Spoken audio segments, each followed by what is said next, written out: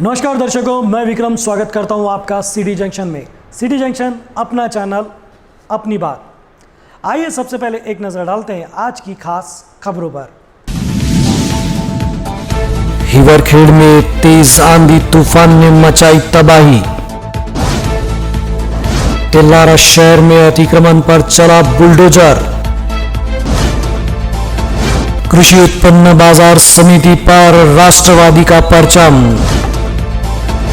और रामदास पेट ने 12 घंटे में ही धर दबोचा आरोपी।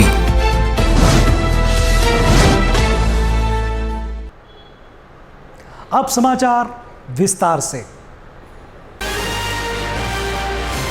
पिछले 4-5 दिनों से जारी आंधी तूफान जिले के आसपास के ग्रामीण इलाकों में भी तबाही मचा रहा है। बात अगर हिवरखेड़ परिसर की करें तो लगभग 3-4 दिनों से लगभग दोपहर के बाद आंधी तूफान यहां पर दस्तक दे रहा है, जिसमें छोटे बड़े लेकर कई नुकसान हो रहे हैं। सबसे बड़ा नुकसान यहां पर किसानों को हो रहा है, जहां पर फसलें बर्बाद हो रही हैं। इतना ही नहीं, यहां पर 28 अप्रैल को दोपहर में हुई जोरदार आंधी तूफान ने कई घरों की छतें उड़ा दी तो कई घरों की दीवारें गिर पड़ी। वहीं बड़े बड़े वृक्ष भी उखड़ गए। वार्ड क्रमांक 4 में के शेख रहमत रोशन प्लाट निवासी, इनकी घर की छत उड़ गई, जिसमें एक बकरी की भी मौत हो गई, जबकि एक बकरी का पैर जख्मी हो गया। इसी तरह इसी परिसर में ताज बिल्डिंग के पास एक बड़ा वृक्ष गिर गया, जिससे बड़ा नुकसान हुआ। वहीं वार्ड क्रमांक 2 में रहने वाले ज्ञानदेव वाघ, इनके घर के मजबूत टीन पतरे भी उड़ गए। सुबह से कोई जीवित हानि नहीं हुई। इसी तरह टीन की छत उड़ने से इनका घर अब खुला हो गया है। इसी के साथ इसी परिसर में सुशीला बाई तायड़े, इनके घर की भी छत उड़ गई है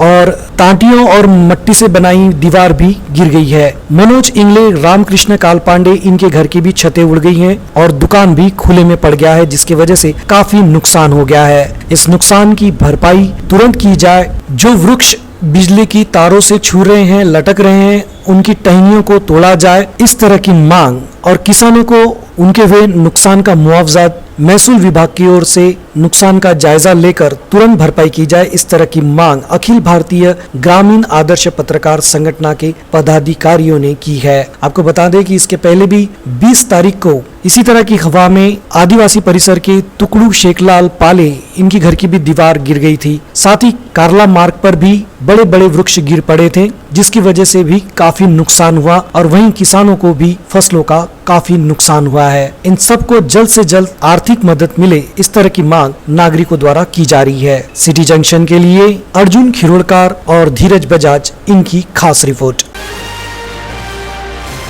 तेलारा शहर में कुछ दिन पहले अतिक्रमण निर्मूलन मुहिम चलाई गई थी।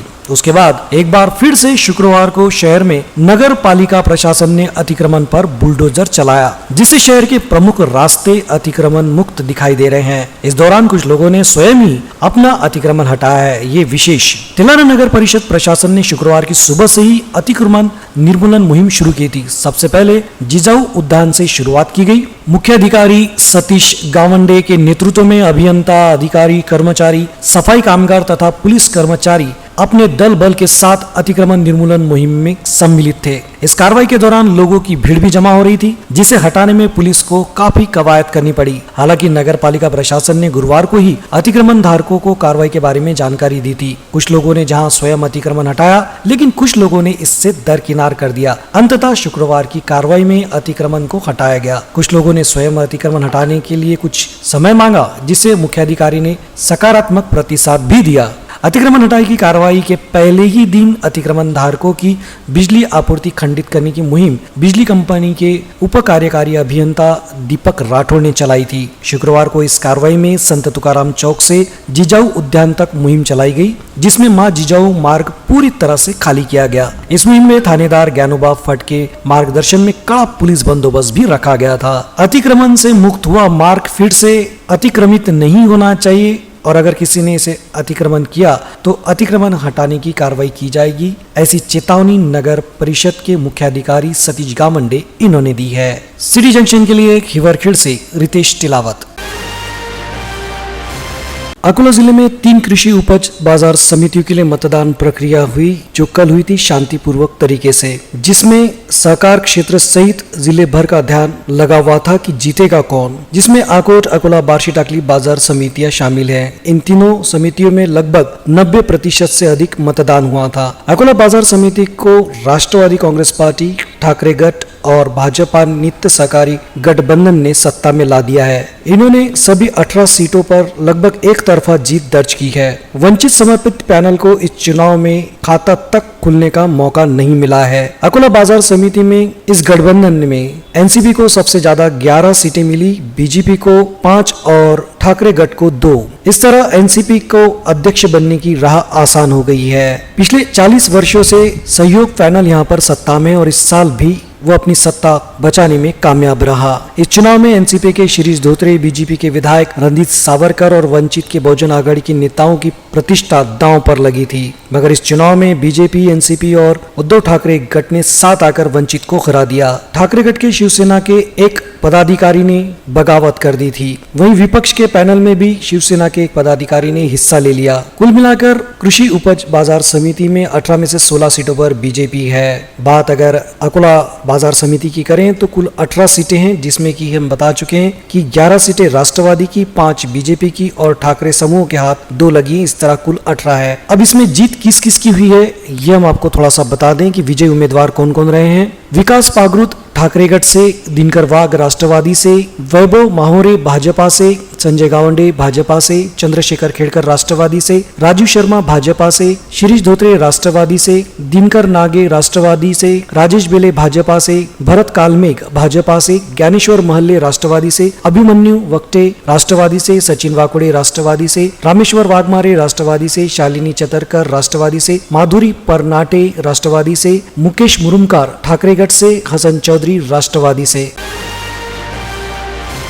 रामदासपेट पुलिस स्टेशन में 27 अप्रैल 2023 को सुबोध महादेव समुंदरे, जो कि रेलवे में लिपिक हैं, उन्होंने शिकायत दर्ज कराई कि उनके किसी रिश्तेदार के घर विवाह समारोह होने के कारण 22 अप्रैल को उनका परिवार बाहर गांव गया हुआ था, लिहाजा उनके सरकारी क्वार्टर में कोई नहीं था। 24 अप्रैल को जब वो अपने परिवार के साथ क्वार्टर पर वापस लौटे तो उन्होंने घर का दरवाजा खुला नजर आया। घर में रखा हुआ टीवी, सिलाई मशीन, छोटे बच्चों की साइकिल और नगद 2000 रुपए, ऐसा कुल 46,000 रुपए का माल अज्ञात चोर ने पार कर लिया था। इसी शिकायत के आधार पर रामदासपेट पुलिस ने अज्ञात चोर के खिलाफ विभिन्न धाराओं के तहत अपराध दर्ज कर अज्ञात चोर की तलाश शुरू कर दी थी। पुलिस निरीक्षक मनोज बहुरे ने अपनी पड़ताल को व्यापक और तेज करते हुए पुलिस टीम को मार्गदर्शन किया। नतीजा ये हुआ कि पुलिस टीम ने शिकायत दर्ज होने के केवल 12 ही घंटे में आरोपी को दबोच लिया। इस मामले में पुलिस ने आरोपी मोहसिन शेख फारूक, उम्र 28, निवासी तारफैल सिद्धार्थ नगर, जो कि अभी शंकर नगर में रहता है, उसे हिरासत में लेकर पूछताछ शुरू कर दी। जांच पड़ताल में आरोपी के कब्जे से पुलिस ने चोरी किया गया पूरा माल दोबारा बरामद कर लिया। ये कार्रवाई पुलिस अधीक्षक संदीप घुगे, अपर पुलिस अधीक्षक मोनिका राउत, सहायक पुलिस अधीक्षक गोकुल राज्य के मार्गदर्शन में तथा पुलिस निरीक्षक मनोज बहुरे के नेतृत्व में पुलिस कर्मचारी विजय सावदेकर, तोहिद अली, काजी, शिवम दुबे, स्वप्निल चौधरी की टीम ने इस कार्रवाई को अंजाम दिया।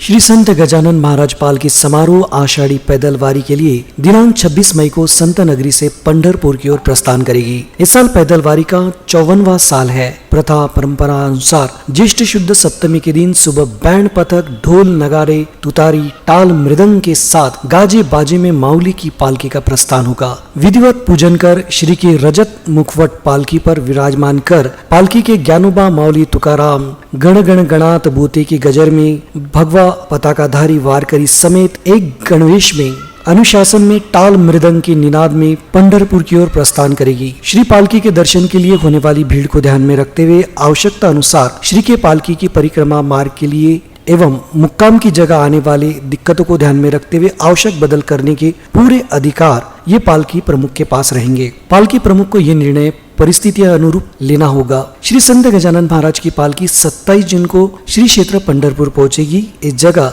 श्री गजानन महाराज संस्थान के शाखा में पालकी का 5 दिन मतलब दिनांक 27 जून से 2 जुलाई तक मुक्काम रहेगा। दिनांक 3 जुलाई को वापसी के मार्ग पर श्री की पालकी निकलेगी। दिनांक 23 जुलाई को खामगांव मुक्काम रहेगा। उसके पश्चात दूसरे दिन 24 जुलाई सोमवार को श्री की पालकी शेगांव पहुंचेगी।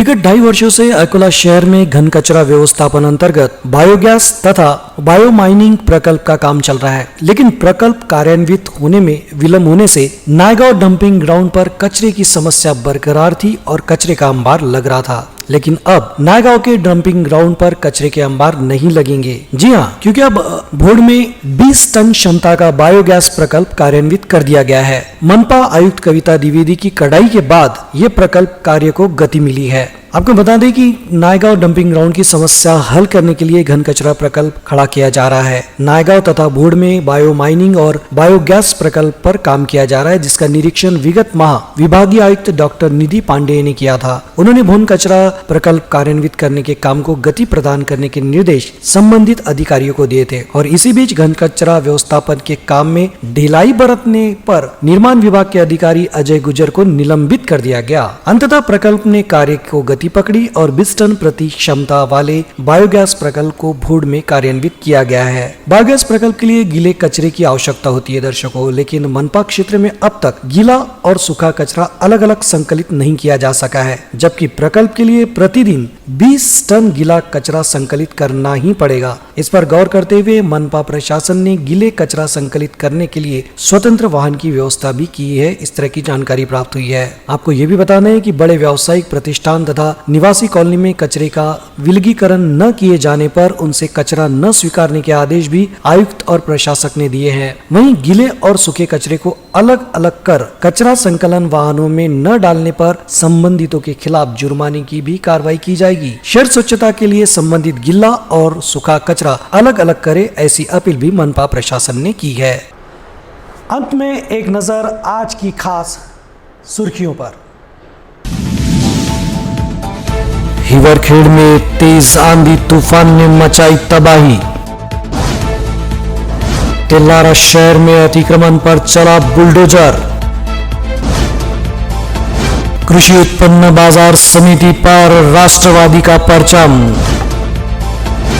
और रामदास पेट ने 12 घंटे में ही धर दबोचा आरोपी।